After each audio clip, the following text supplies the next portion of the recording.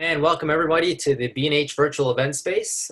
Today we have with us photographer, author, teacher, Lance Keimig, who will be talking about techniques to illuminate the night. So Lance, I'm going to turn it over to you. All right, thanks. So, hey there, everybody. Thanks for tuning in today. I'm Lance Keimig. Been photographing at night for a really long time, and I'm part of National Parks at Night, which is a partnership of 5 night photographers who do night photography workshops and tours primarily in national parks around the country and some international photo tours. So today I'm going to be talking to you about several different techniques that you can use to add light to nighttime and low light photographs. So with that, I'm going to go ahead and share my screen and we will get started. All right, so yeah, so the addition of added light combined with the ambient light of a landscape can really make a pretty dramatic difference here. This shot here taken in Glacier National Park, very simple lighting. It's just a handheld flashlight off to the right out of the frame, and it brought out all those trees in the foreground. Very, very simple technique, but it makes quite a big difference. Okay, just a call out here to nationalparksatnight.com. Like I said, we do workshops, tours. We have a weekly night photography blog with a range of detailed blog posts on various night photography topics. It's free, it comes out every week on Saturday or usually sometimes on Sunday. Definitely sign up for the email list to check out the blog posts. We've got a YouTube channel, ebooks, and as a matter of fact, this presentation for B&H is timely today because we are just about to launch a new ebook on light painting techniques, and that'll be coming up in the next couple of weeks. And then 3 of the 5 of the partners have written textbooks on night photography as well. All right, so let's get started. Let's roll on into this. Okay, so I'm going to talk about 3 different techniques for adding light to night photographs. Light painting basically involves adding light to a subject with some kind of usually a handheld light source. Light writing is creating a subject by taking a light source, going into the frame, and pointing it back towards the camera. So you're usually drawing or writing shapes or figures with a handheld light source. And then low-level landscape lighting is a relatively new technique that has been developed in conjunction with astro landscape techniques as the digital technology evolved, and for the first time ever, we really became able to photograph the stars as points of light in the dark sky or Milky Way photographs. So low-level landscape lighting techniques have been developed to work with those high ISO short exposures of astro landscape photographs. All right, so a lot of different tools you can use to work with these techniques. First and foremost, flashlights. Light painting has been around for a while in various forms, and the most common tool is flashlights. So they could be old school incandescent flashlights, and that's something that I use pretty frequently in my work because I like the quality of the warm incandescent light, or like this image here, a Coast LED light. And the great thing about the Coast lights is that they have a zoomable or focusable beam with very little spillover. So they're really great control over your lighting with the zoomable Coast lights like this one, the HP7 or HP5R. You can use just about any flashlight that you come across, but those, along with the Surefire incandescent lights, are the ones that I like. LED panels, relatively new light source. They've been developed primarily for video use on camera. The kind of work that I do I never light on camera or even from the camera position, but I do use this particular light. This is the Luxley Viola. It's a small compact light with a detachable rechargeable battery.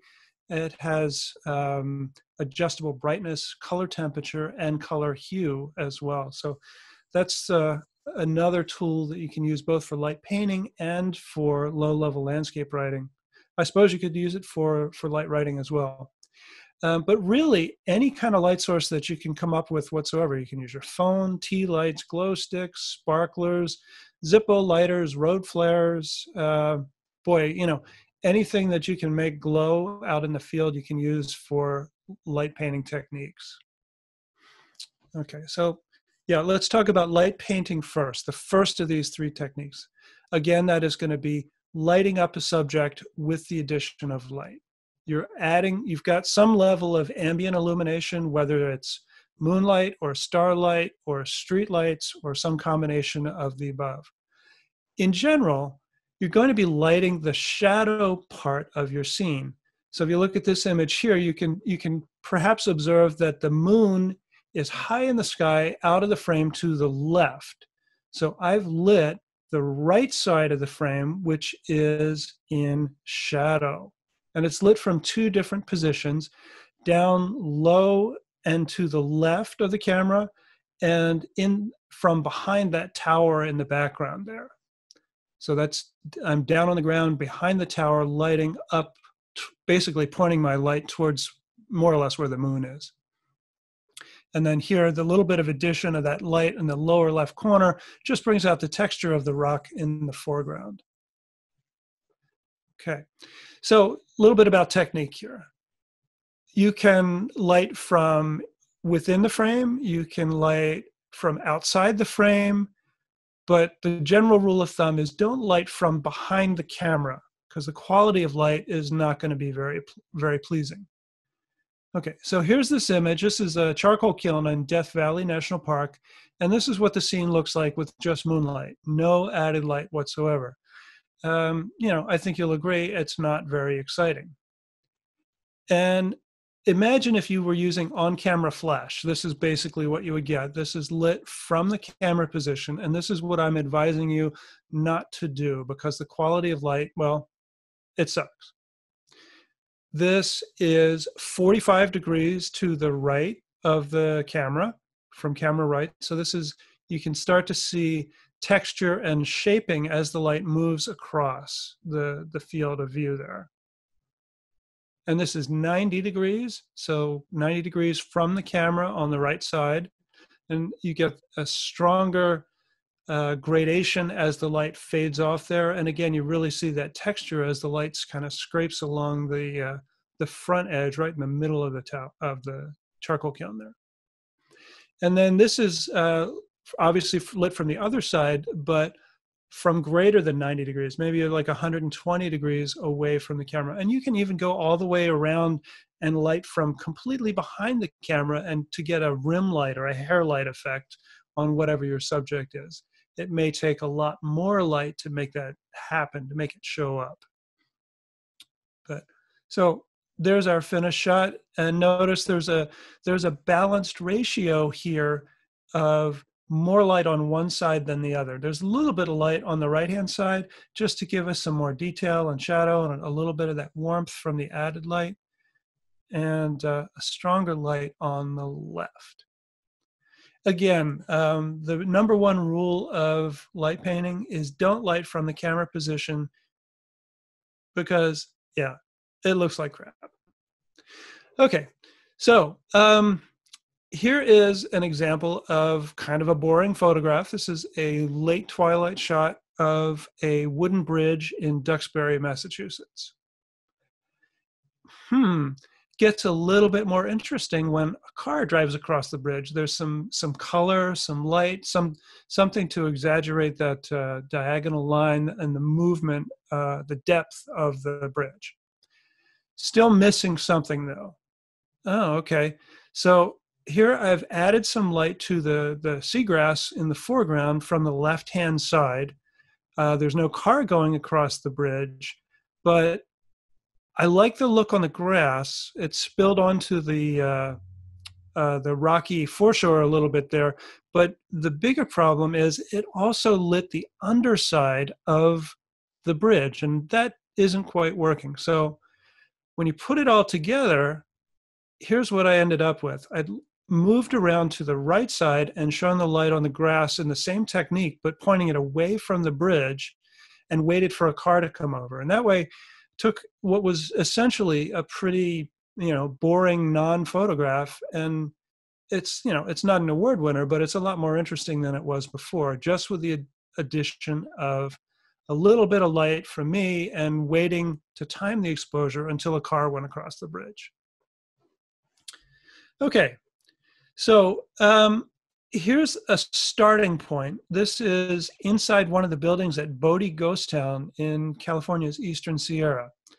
And this is a preliminary test shot. I'm basically bouncing a flashlight off the ceiling in this room just to see what I'm looking at, because there's no light at all. It's a completely dark environment. Obviously, this is not the light that I would ever use for a shot, but it helps me to frame up the shot and compose and see what I've got to work with. So change here. Initially, that was a really bright LED flashlight bounced off the ceiling. Now I've switched to an incandescent light. You can tell that it's warmer, and it's a low angle from just to the left of the camera. Just kind of feeling it out and seeing what it looks like. It's still, not very nice at all, but boom, I got the sense that the shadows were going to be an important part of this image here. So I wanted to use a lighting technique that worked with the subject matter. So this is, an old wood table, plates, and old wooden chairs. So to me, I'm going for believable lighting in this situation. I wanted it to work with the subject. So warm incandescent light looks like it's sunlight coming through a window and creates those shadows, puts everything in context, and I think it makes sense. All right. This is really almost more of a light writing technique, but here's just an idea, and this works whether you're doing light painting, light writing, light drawing, or low-level landscape lighting. If you've got an idea, just run with it, try it out, see what happens. This was a concept. I had a light with a little diffusion rod on it, and I just walked through the scene to see what it was going to look like, holding it over my head. Said, okay, well, I'll try it. Here's composition. First thing to do, figure out your composition, figure out your ambient exposure before you do any kind of lighting. So that's key. You want to work through a logical progression of steps so that you can repeat your approach here. And in this case, first thing is compose, then focus, then figure out your ambient exposure, and then start working on your lighting. And what I ended up doing here was taking the light, this little diffusion stick on the end of a flashlight, tied it to a string, and I just waved it around as I walked through the frame. This was okay, but it's not quite getting there. Now, after doing that and repeating that process 4 or 5 times, I got a light pattern that I liked, and I knew that I already had the exposure and the composition and the focus nailed down. So all I had to do was just concentrate on getting the lighting the way I wanted it. All right. So can't say enough about experimenting and just trial. So much of night photography, and in particular light painting, is trial and error. Try different things with the same shot. And here's a couple of different examples. These are all shot on the same night, right? One after another, using different timing techniques. So this is a relatively short, high ISO exposure. It was probably a minute, maybe 2 minutes long, very little moonlight, a little bit of light pollution in the background. And I've got a cool LED light inside the structure.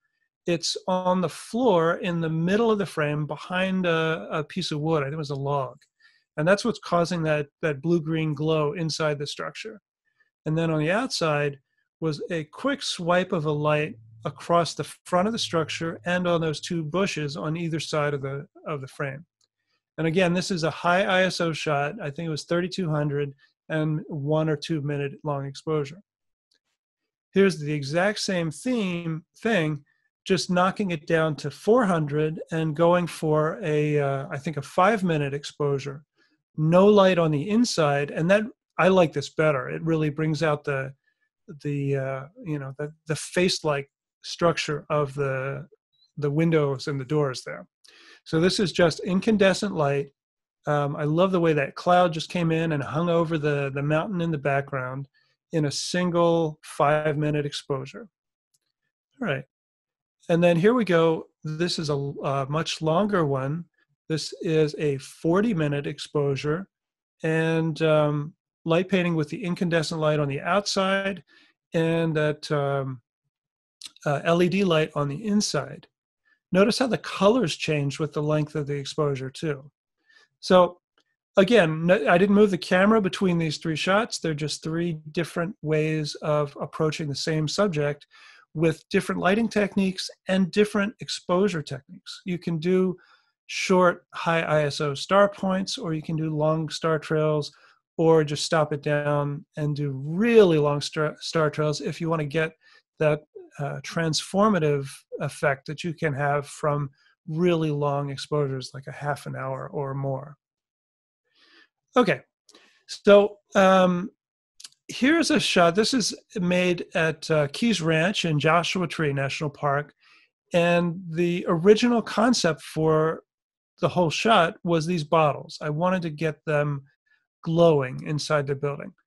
So I've taken a LED panel. It's a Luxley Viola adjustable LED panel.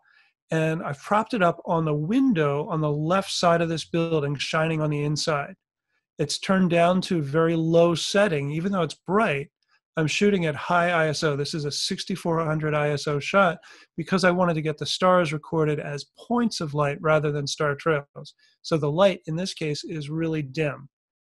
And it's cool. It's a good starting point. I like the mood and the feel, but maybe you want to see a little bit more on the outside of the building.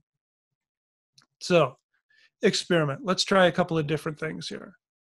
So the light on this, I'll just add here, the light on the inside is fixed and stationary, and it's on throughout all of these shots without changing it. I got that first and then figured out what I was going to do afterwards. So this is a second LED Luxley light.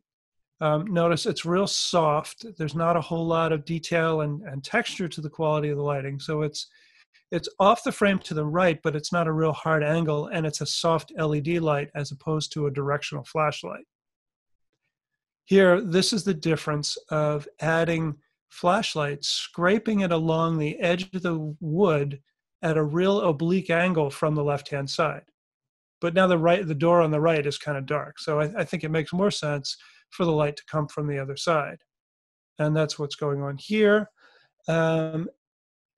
It's showing a little bit too much, I think, and the scene inside the room is overwhelmed a little bit, and you're not really seeing the wagon wheel as in all its glory. So here we go. Now I just toned down that lighting on the right side a little bit and angled it down more, so it's lighting up that wheel instead of kind of overwhelming the light that's inside the building, because that's really what the shot is all about.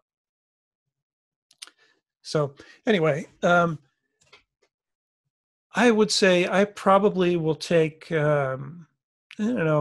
5 to 10 variations. Once I nail down the composition, the exposure, and the focus, at that point, when I start lighting, most of the time I'm doing at least 5 or 6 and maybe up to 10 exposures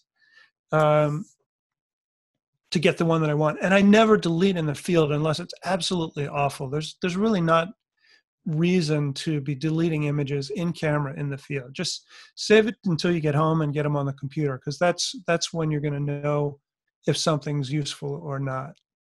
So, all right.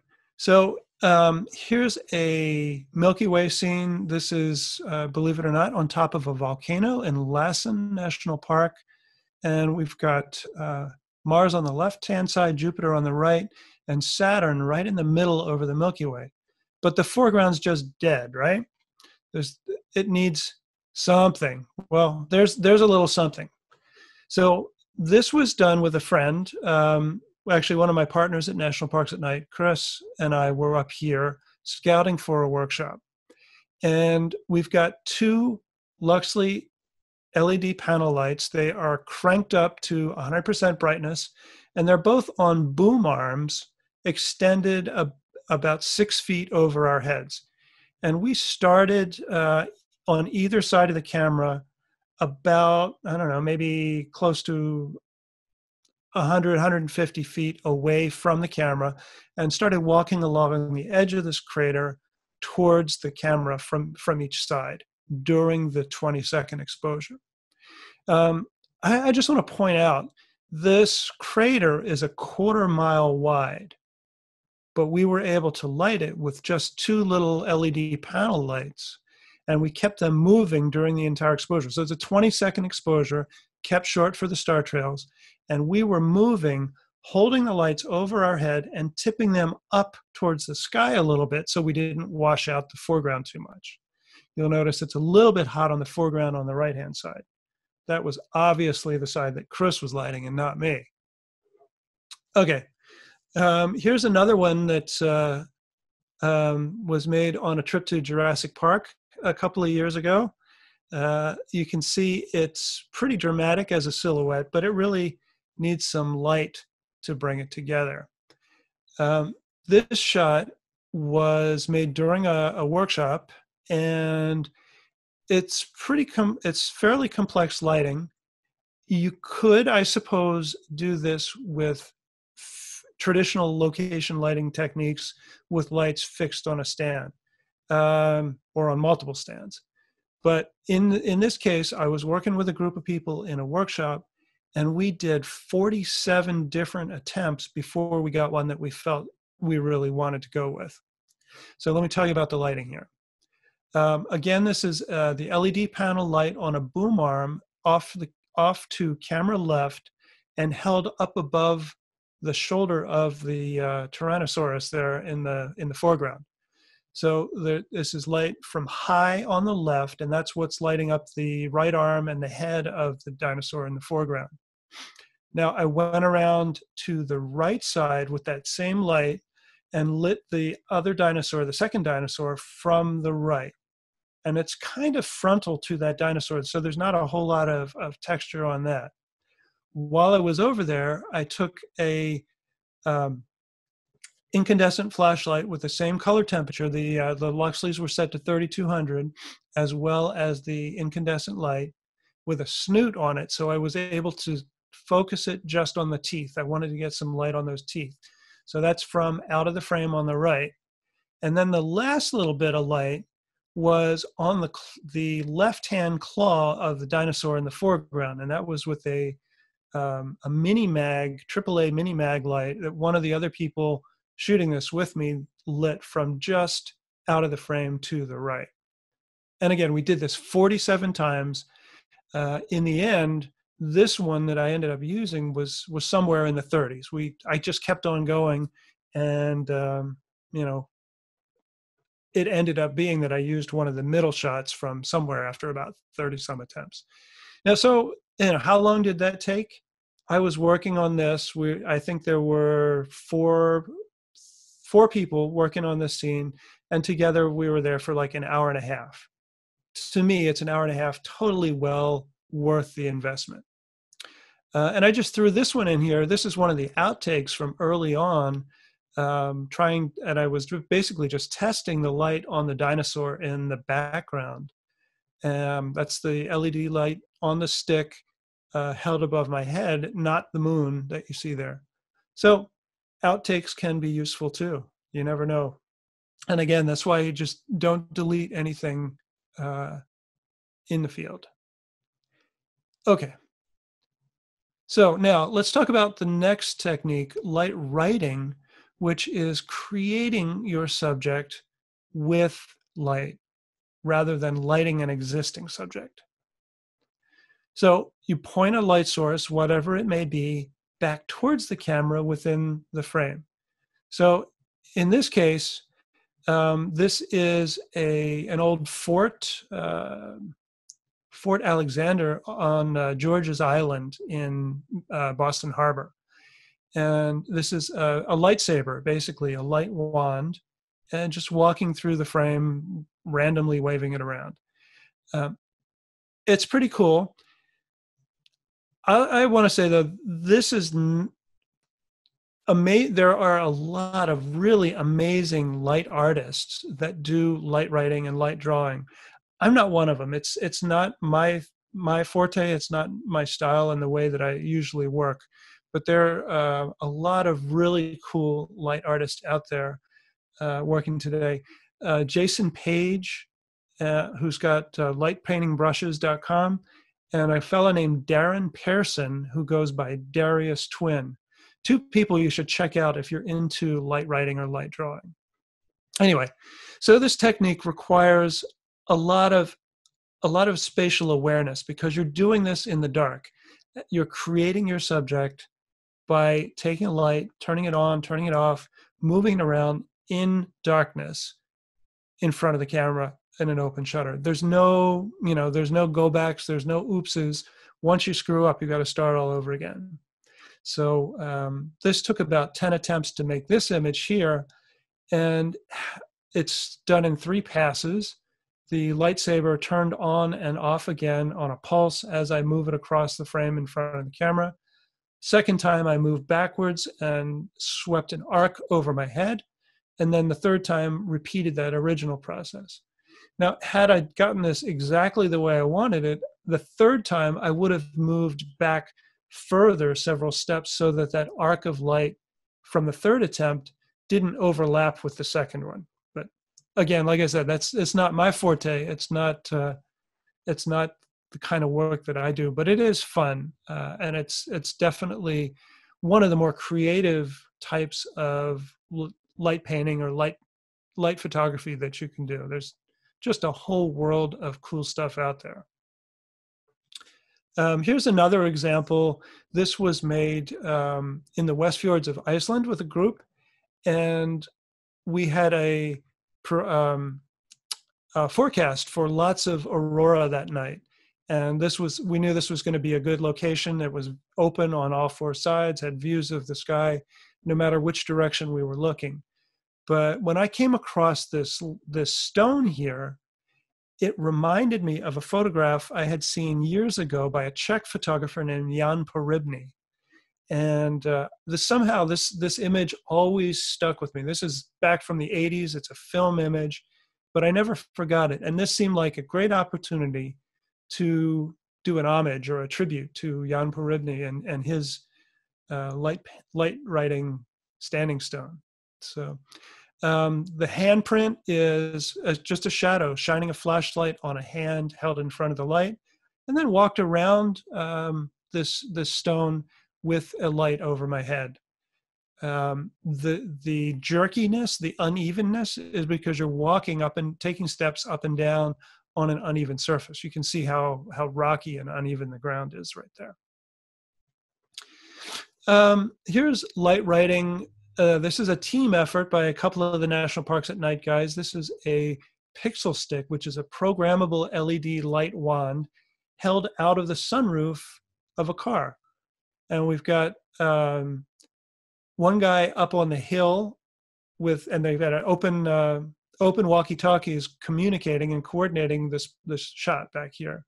So one guy is operating 3 cameras up on the hill and instructing another guy driving the car, and a third guy holding, standing out of the sunroof, holding his pixel stick up in the sky. So that's fun. Just a lot of fun there. All righty. So the third technique is low-level landscape lighting, and that's kind of a mouthful, but it's a really useful technique that has come into play and became developed because it's extremely difficult to light paint a scene if you're limited to 15, 20, or 30 seconds of an exposure. And that's the case when you're doing astro landscape, star point, or Milky Way photography. You really have a very limited exposure time before the stars start to turn in from points into star trails. So this is the famous Tufa Towers at Mono Lake in California's Eastern Sierra, with the Milky Way rising between the towers here. Standard astro landscape exposure. This is 20 seconds, f2.8 at ISO 6400. So wide open with this high ISO, you can imagine that a regular flashlight would be difficult to control because it would be so bright. Well, this is with a mini mag, just a 2 AAA battery mini mag light, and one quick pass on the left side and on the right side, on either side of this rock formation, out of the frame, left and right of the camera. So low-level landscape lighting is usually done, though, with lights in fixed or stationary positions, like the LED panel lights, or you could do it with flashlights as well, but very dim, very low-level lighting. You can lean them on rocks or point them, you can also use light stands too, or a spare tripod if you have one. You can use one light and change positions if you have the time to do so. But you can also have multiple lights in multiple positions. And this makes for great opportunities when you're working in a group situation, whether you have 3 or 4 friends or a workshop. This is Balanced Rock in Big Bend National Park, and it's one of those Luxley LED panels on a small mini light stand pointed up at the underside of this rock. Again, we're lighting the shadow side of that rock. The moonlight is coming from up and out of the frame to the left. This way you can set the light up and leave it there and light, do a bunch of different compositions, bunch of different shots. Everybody gets a chance to shoot. So pretty useful technique. Here's another opportunity for low-level landscape lighting, and the lighthouse here is actually dark.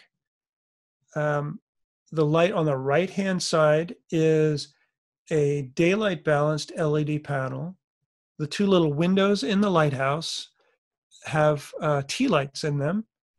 And then there's an LED panel inside the lighthouse, giving that glow to the top there. And again, these lights were set up and left in position and enabled people to photograph this from wherever they wanted over an extended period of time. So pretty useful technique. Here's an example using multiple LED Luxley light panels, one way off out of the frame on the left and another one on the right. And the exposure was timed. This was a pulsing lighthouse. This is a Highland Light on Cape Cod. And you had to, the light would pulse every 6 seconds. And if you got more than one pulse, it would be completely overexposed and blown out. And in fact, what worked best was once the light came on, if you quickly covered the lens until as soon as the light came on, and then covered it each time again that it passed over or it activated during the exposure. I think what really makes this, though, is not just the lighting, but the reflection of the lighthouse in the puddle in the foreground there. All right. So again, this technique could be done with handheld light painting, traditional light painting techniques, but it would involve quite a bit of hustling to get from one side to the other and manage to light this in the relatively short. I think this is like a 2-minute exposure. A lot easier if you've got fixed lights in position that you don't have to go and manipulate each time you do an exposure. And also, oh, I should mention that not many of these LED panel lights have can be controlled remotely, but the Luxleys can, and that's really one of their great strengths. There's a free app that enables you to control, I think it's up to 6 different lights. You can name them and turn them on and off, or adjust the brightness or the color of them from the camera position. So that's super useful. Okay, another situation where low-level landscape lighting is really useful is doing panoramas. Because if you could imagine trying to light multiple frames in such a way that it was even and believable, realistic, and looked realistic, is tough, especially if you're scrambling over an environment like this in the dark. So this is the panorama without any added lighting. This is just the um, the base high ISO exposures, and here it is with using the low-level landscape lighting technique.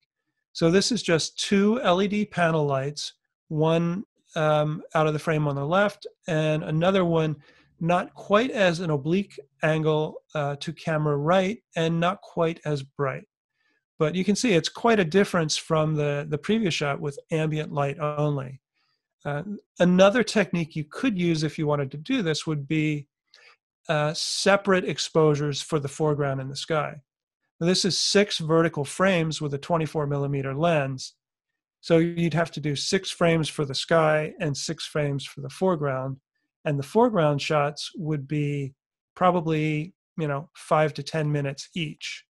So a lot of work. Using that low-level landscape lighting technique works really well. And it also enables multiple people to get the shot as well, because it's a stationary, fixed in position light. Okay, here's the famous dragon outside of Borrego Springs in California, which is near, in the desert east of San Diego. This is a long exposure, late twilight into moonlight shot with no added lighting. The light in the background there is from houses and just a few houses. So there's no added light on this shot. And this was made 2 years ago. And then when I went back this year, decided to do it from the other side. And this has got 3 LED panel lights on light stands. You can kind of make out where they are, 2 on the head, 1 on either side of it, and then 1 to camera right for that the foreground section there. So you can tell by the star trails, this is a long exposure. This is 20 minutes. It was ISO 100 at f11, stopped down to get the depth of field. I wanted to have the tail of the serpent and the stars sharp. So, and I also wanted to be able to do a long enough exposure to get these star trails. So 20 minutes f11 with the Luxleys on light stands, and the brightness is matched to give me a good exposure over the course of that 20-minute exposure. So again, it would be possible to do this handheld with a flashlight, but it's very difficult to repeat, and you've got to wait 20 minutes to find out whether or not you nailed it. Where this way, I could do the testing shots at high ISO, get the quality of light just the way I wanted it, and then open the shutter for the long exposure. All right. So this is another test shot. Moonlight only, except for a tea light in this, the yellow light in the background there in the arch. I was setting this shot up while somebody else was shooting that tea light there, just getting myself ready, planning for the shot when the other person was finished and moved out of the way. So it's a mostly cloudy night. I'm shooting straight into the moon. Not really great conditions, but with the addition of a couple of LED lights on stands again, able to get some pretty cool lighting there. So this is 3 lights in the foreground, 1 on the left, 1 on the right. and then the one on the back, which is basically hidden by that egg-shaped rock on the left there. So, um, all right. So, yeah, okay. Here's another example from that same location. And what I'm going to show you here is using a combination of low-level landscape lighting along with light painting techniques. And here it is. So in this shot, it's star points. It's a short exposure. So in the 20 seconds that I had to do the exposure, I really wasn't able to run to the background and light up that arch rock back there. So I put a light on a stand and set it up in the background out of the frame. On the other hand, in the foreground here, I wanted to really show the texture in this rock, and I wanted the lighting to be subtle. So it wasn't really possible to do this with a light in a fixed position. I had to take a flashlight and scrape it along the surface of the rock there. So that required both light painting on the foreground and low-level landscape lighting in the background, combined with an ambient exposure that was primarily for the sky. All right. So let's see. Yeah, okay. This is fun. On the surface of Mars, there's this ancient megalithic site. Actually, it's northeastern corner of Iceland, and I'm putting this image in here because it's great. It's a great story about how it came about and how we managed to make this work. I had been with a group. My friend Chris and I were leading a tour to Iceland, and we were on the south coast. And there was horrible, horrible weather. It was raining constantly every day. The forecast was rain for the entire duration of our trip. And we started noticing that the weather on the north coast was looking a lot better. So the group decided as a whole that we were going to drive all the way across the country and change all of our plans and chase the light. Yeah, because that's what you do. So we did that, and conditions were much better on the north coast. We had a couple of great nights of northern lights, the aurora, and it was great. We were in a restaurant one day, and then somebody noticed a flyer for this thing, this structure here called the Arctic Henge. So this is actually a modern art installation mimicking some Neolithic standing stones from other European locations. It's actually still under construction, but it's a really cool place. There was a forecast for aurora that night, and it was still like an hour and a half away from where we were staying, but everybody wanted to go, and Chris and I wanted to go, so we decided to go for it. The forecast was for great weather and for lots of aurora, so driving an hour and a half each way, no big deal for that kind of scenario. As we're driving, it starts getting foggy. The weather forecast continues to say that it's going to be great, but it keeps getting foggier and foggier and foggier, and we keep driving, and we're like an hour into the drive, and it looks hopeless. Well, do we turn around? It looks like we're not going to see what we went after, but we decided to just pursue it anyway. We eventually get there just after sunset, starting to get dark. It was a Sunday evening.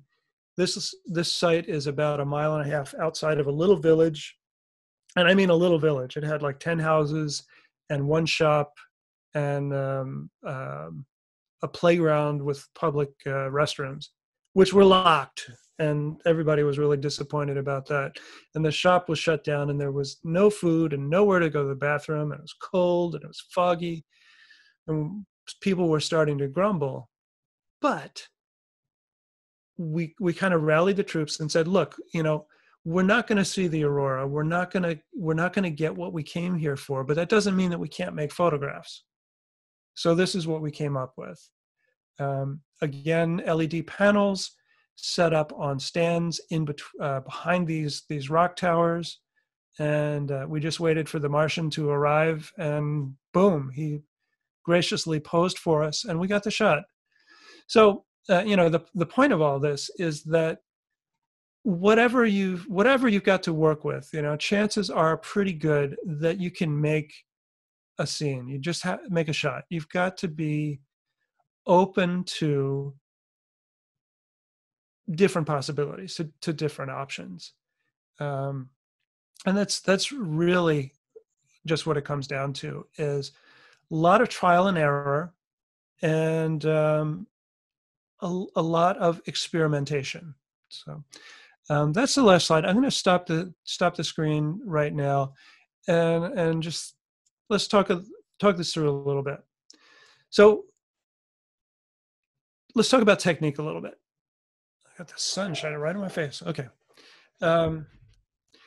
So again, when we're doing this kind of work, whatever we're going to be doing, we want to start with composition. So first thing you do is line up your shot, do some tests, whether it's high ISO test shots or full length exposures. You can do either one, but get your framing just the way you want it. Go observe all the way around the edges. Make sure that you don't have anything protruding into the frame that you don't want, like tree branches or litter on the ground, what have you. Get the relationship between your foreground, your background, the middle ground, everything squared away. Lock that camera down in position just where you want it. Next, figure out your focus. You're probably going to use a flashlight in the dark to shine that light on the area where you want to focus, or maybe even focus on the light itself if you place it in the scene. Okay. Next, your ambient exposure. Figure out your ambient exposure, what you want for the overall scene to be. And that's going to be dependent on, are you doing star points and Milky Way, or are you doing long exposures and star trails? Because the approach is different. If you're doing star trails and there's a full moon, or you're in a brightly lit environment, you're probably going to be working at 100, 200, 400 ISO, something like that. If you're going to be doing star points with no moonlight and no other artificial light, you're going to be working at probably 3200 or 6400, maybe even 12,800 ISO to get those star points, because the stars start to trail and make lines rather than points after just a few seconds. So figure out your ambient exposure. Now, if you are going to be doing star trails or long exposures, you may be having a 10, 20, 30-minute exposure, and you may not want to wait that long just to find out that you got it right or wrong. So we use a technique called high ISO testing, and that allows you to test at 6 stops higher than you're going to be shooting. And the reason for 6 stops is because there are 6 stops of exposure between 1 second and 1 minute. So if you do your test shots ISO 6400 in seconds, you can then translate directly to minutes at 100 ISO. So for example, 1 second at 6400 equals 1 minute at 100. 5 seconds equals 5 minutes, 10 seconds equals 10 minutes, straight across the board. So you can figure out your composition, you can figure out your focus, you can figure out your exposure with high ISO testing, and then reduce your ISO to whatever you want it to be, and do that translation, that 6-stop translation from seconds to minutes, as long as you're changing your ISO from six stops as well, from 12,800 to 200 or 6,400 down to 100. Now, test light painting and high ISO testing don't work together, because you can't adjust your flashlight brightness by 6 stops. So this is basically for setting your composition, setting your focus, and your ambient exposure. If you are going to be using low-level landscape lighting and your final shots are at 6400, then that's it. Your high ISO test basically becomes your final shot once you get everything the way you want it. But so you're going to be making those adjustments to the. And here's another point. You want to adjust the ratio of your added light to the ambient light to get the effect that you're looking for. So you might start off with, say 10 seconds of added light with a flashlight, but that's too bright. So you can cut it down, you can increase or decrease that ratio to get more or less of an effect. So if you decrease the ambient exposure and increase the added light, then your light painting is going to stand out more. If you go the other way around, if you increase the ambient exposure and decrease the amount of light that you're adding, then your light painting is going to give you a more subtle and natural effect. So that's, depends on what you're going for. Landscape photographers, nature photographers generally want a more realistic effect and are basically going for just kind of lighting the shadows and filling in the shadows, trying to have maybe you don't even want anybody to know that there's an added light to it. The work that I do, on the other hand, is pretty different by comparison. Most of my work is kind of at the intersection of the natural landscape and the man-made environment, and my lighting is usually pretty obvious. And I'm not trying to hide the fact that I'm lighting. I'm trying to draw attention to part of the frame with my added light source. So that's about it. That's all there is to it. It's a lot of trial and error, a lot of experimenting, and a heck of a lot of fun. So got a few minutes for questions if we want to pop them in there. Great, thank you so much. Those images were really, really captivating, especially Cool. that last one you showed on the in Iceland. I love that picture. Cool, thanks. We have a couple questions here. On Facebook, Claire is asking, how are you managing noise in your 20-minute exposures? Okay. Well, that I could give a whole talk on that question alone, but I'll try to keep it short. It's dependent on a number of factors. First, the camera that you're using, and second, the conditions that you're working in. So if it is summertime in the desert, I'm not doing a 20-minute exposure. And if I'm using an older camera, say like a D800 or a 5D Mark II or something like that, those long exposures are going to give you a lot of noise. So newer cameras in cooler conditions are the first approach to single long exposures.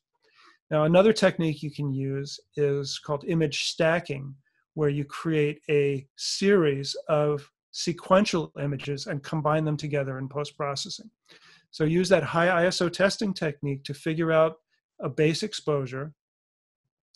Each one of those images in your stack is going to be fully exposed. So figure out the correct exposure. So say, 5 minutes or so. So you'll have, let's say, 5 minutes f4 at ISO 800.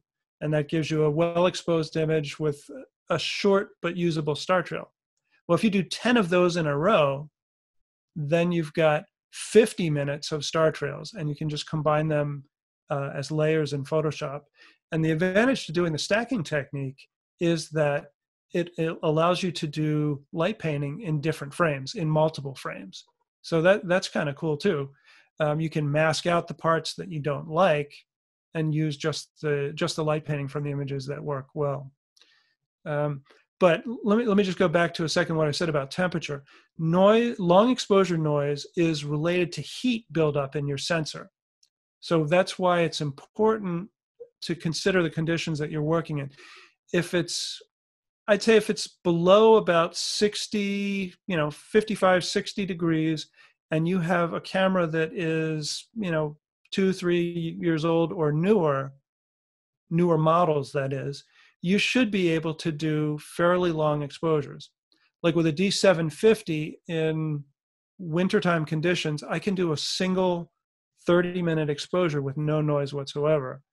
But if I'm out in Death Valley and it's 85, 90 degrees at night, it only allows me to do maybe a minute or two before I start getting some long exposure noise in there, because the ambient temperature allows the sensor to heat up, and that's what we're avoiding. The one other, like I said, I could give you a whole talk on just this topic, but the one other thing to do is there's a setting on our cameras called long exposure noise reduction, and that does affect raw files, and it is the best defense you've got against long exposure noise. The downside of it is it effectively doubles the length of your exposure.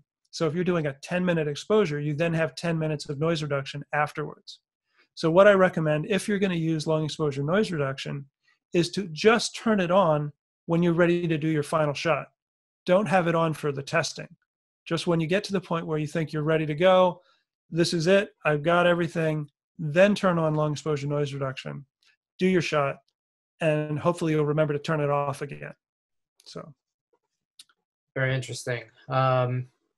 Now, Ian is asking, how do you estimate your exposures for something like your 20-minute shot? How long do you estimate for painting with light? Do you use a meter, or can you even with long exposures? all right, so it's pretty difficult, if not impossible, to meter accurately in these low light levels. They say that the meter will read full moonlight, but on newer cameras, but it's not generally going to give you an accurate exposure. So that high ISO testing technique is really key. That's really the key. So set your camera up for 6400 ISO, do a test exposure in seconds until you get a histogram that you like, change the ISO down to 100, and then do the same aperture for the same number of minutes. So if you had 10 seconds at 6400 f2.8, then do 10 minutes ISO 100 2.8. Don't change the aperture, just change the ISO and convert your seconds to minutes. And that will allow you to do that. As for using the determining the lighting, if you are using fixed or stationary lighting during the entire exposure with the low level technique, that's just part of your testing, and you adjust it in between each shot. For light painting, it's just trial and error, because you figure out your base exposure with the high ISO testing technique, and then just do some old-fashioned testing with the flashlight. And you're probably thinking, well, if my base exposure is 10 minutes and I'm going to be doing light painting for maybe 30 seconds or a minute, then I've got to wait 9.5 minutes for the exposure to stop. No, you don't. Because once you get that base exposure down, the only thing you need to look at is the lighting. So you can open up the shutter, do your lighting, stop the exposure, go back and look at it, ignore the ambient overall exposure, because you already know that's what that's going to be, because you figured that out separately, and just evaluate the lighting and say, do I like the angle? Do I like the intensity? What do I like about it, or what do I want to change? So that's the advantage to low level lighting versus light painting, is that with light painting, you really can't do any kind of repeatable testing. Okay, and Henry asks, I'm curious what and how you carry your gear, especially considering that you seem to carry a fair amount of gear and you carry multiple lights. I'm not a gearhead at all. I actually travel pretty light. The Luxley lights are basically like 4 by 5 by 1 inches. I've got maybe 3 or 4 flashlights in my bag, a camera, 3 lenses, a tripod, and then I usually carry 1 compact light stand, which is very small and light, a boom arm, and I don't do multiple camera setups. I like to just stay focused on one shot. So I just got a regular. I think it's a Tenba backpack, 30-liter backpack, and yeah, the, I certainly I go for minimalism, but you know what? Here's something that is probably useful for you, Henry. Um, I pack for the night. I don't have one kit that always goes out with me with all the same stuff. I think about the location where I'm going to be shooting, the kind of shooting that I'm going to be doing. So if I'm working in a urban environment, I'm going to leave most of the lighting gear behind, and I'll bring my tilt shift lenses instead. If I'm going out into moonlight versus starlight, moonlight, I'll have more flashlights. Starlight, I'll have the Luxleys and the light stands. Moonlight conditions, most of the time I'm using more the handheld flashlights. And starlight, more the fixed LED lights on the stands. So it doesn't take a whole lot of gear. It really doesn't. All right. Well, I think looks like that's all the questions that we had. It looks like we covered everything. A lot of great information. Thank you so much, Lance, for joining us. Sure. Well, thank you for having me. Yeah. Hey, let me just call out National Parks at Night one more time. If you are interested in night photography and light painting, or anything related to that, we have a ton of content on our blog, a couple of hundred different posts on all things night photography. Any question you might have, if you can, it's searchable as well, so you can search our blog database. Chances are the answer is in there. And two other things I wanted to point out. I did mention that we've got the ebook on light painting that'll be coming out in a couple of weeks. And we do an annual gift guide for the photographer in your life, and that'll be coming out just before Black Friday. So that's recommended gear for the night photographer in your life. Anyway, thank you so much for tuning in today, and thanks to B&H for having me on. I appreciate it, and hope we can do it again. Yeah, great. And anybody that wants to check out National Parks at Night, we've dropped the link in the Zoom chat and on Facebook and live stream in the comments, so you can check them out there. So Lance, thank you again. Pleasure to have you. Thank you to all of our viewers. All right, let's hope we can get back to the real event space before too long. Yep, that's right. Okay, take care, everybody. Thank you.